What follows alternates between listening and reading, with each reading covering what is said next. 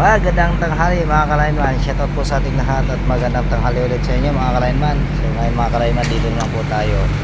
Magtatayo po tayo ngayon ng mga ka-lineman, 55 feet concrete wall. So shoutout po pala sa ating lahat dyan, at sa ating mga followers dyan. Magandang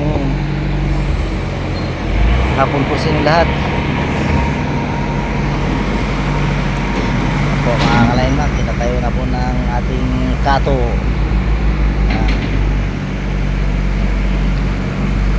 Ganito kahirap ang buhay ng mga lineman.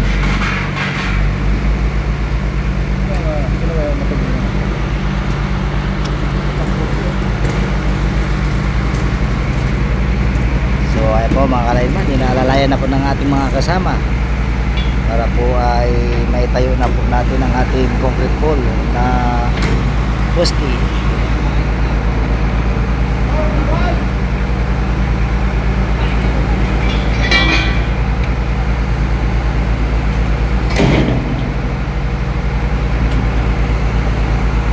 hanggang dito na lang po mga ka-lineman. Shoutout po sa ating lahat.